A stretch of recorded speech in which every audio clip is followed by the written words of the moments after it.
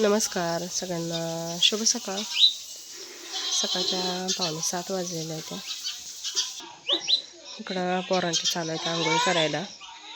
माझ्या रात्रीची भांडी घासून झाली ती. रात्री काही लाईट नव्हती त्यामुळे भांडी घासलीच नव्हती. आता घासून घेतली ती.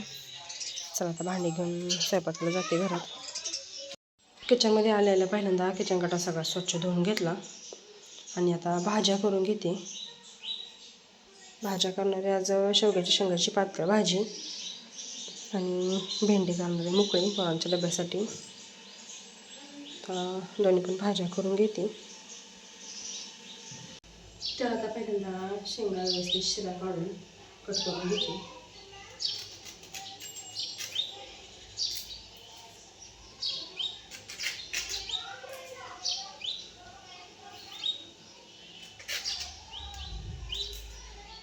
भेंडी चिरून घेतली. पहिल्यांदा भेंडीच्या भाजीला फोडणी देऊन घेते. इकडं लसूण सोलून बारीक करून घेतलं आहे. कढईत तेल ठेवले गरम व्हायला. बघते तेल गरम झाले का.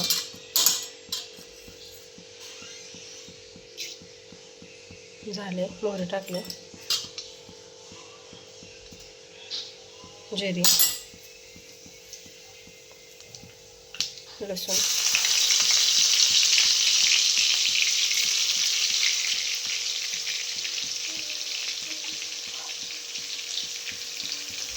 आता टाकते भेंडी.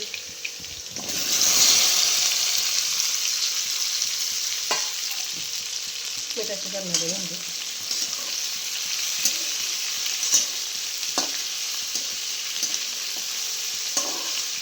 त्याच्यामध्ये मीठ टाकते आणि नंतर झाकून ठेवते म्हणजे चांगले वापरते. आणि एकदा उघडली की परत झाकायची नाही, नाहीतर भेंडी लाडीवाणी होते.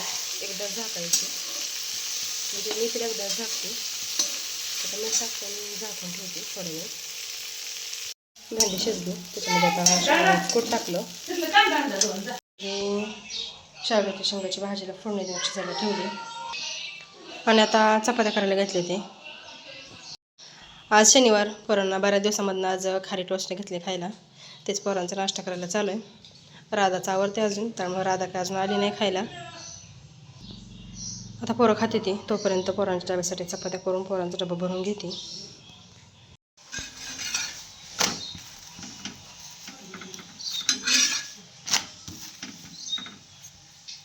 स्वयंपाक करून झाला आणि आता आम्ही जेवायला बसले.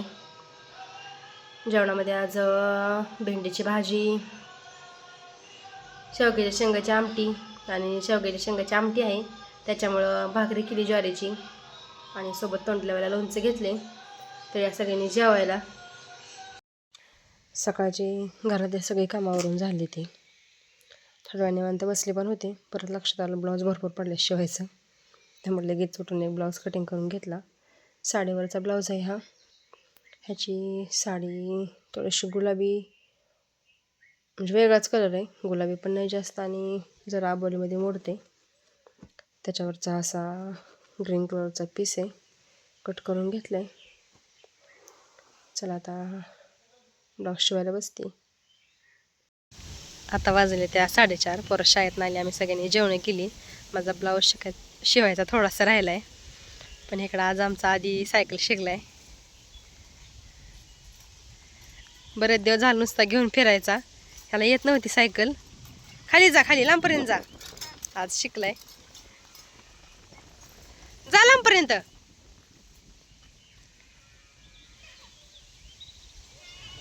का पाय सोडून दिलं? पाय का सोडून दिलं? जायचं असतं अजून लांबपर्यंत. ये महागारी. 5:30 वाजले त्या. कारण संध्याकाळी शक्यतो लाईट नसतेच आमच्याकडं. त्यामुळं उजेड आहे तोपर्यंत अभ्यास घेतला आणि आता परत संध्याकाळचं रुटीन चालू झालं. गुरांना पाणी द्यावायला आली गुरांकडं. गाय काय पिले नाही पाणी. म्हैस बघती पिते का. आणि इकडनं उगवतीकडनं भरपूर आबाळ आले. पाऊस काही ये नाही. पावसाची खरी गरज आहे आता, पण पाऊस काही ये नाही. थोडा जरी चांगला सडाका झाला तर मका चांगली येईल. पण पाऊस काय याचं नावच घे नाही. नुसतं आभाळ येते जाते. परत चालले ही दोन्ही पण गोरं पाणी पिलं नाही ती. आता ह्यांना भुईमुगामधलं गवत काढून आणून टाकते. शाळ्यावरच येते, शाळांना काय गिनीगोल टाकते. भुईमुगातलं गवत खात नाही ते शाळ्या, का गुरांना गवत आणून टाकते आणि शाळांना घेतलं भुईमुगाच्या कडाचं गिनीगोल टाकते आणून.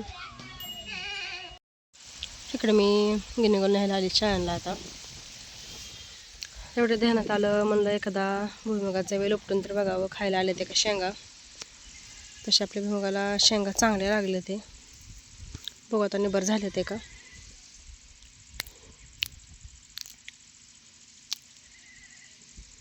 हे असे झाले ते टरपलं.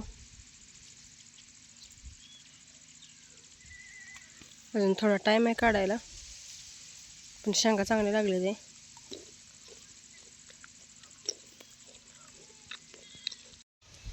काढून घेतली वैरण, नेऊन टाकते आता शाळांना. आता वाजले त्या संध्याकाळच्या 7 आणि आम्ही इकडं संध्याकाळच्या स्वयंपाकाला लागलो.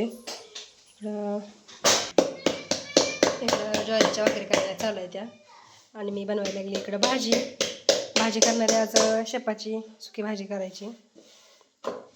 भाजीसाठी इकडं लसूण बारीक करून घेतलं, आता भाजी करून घेते.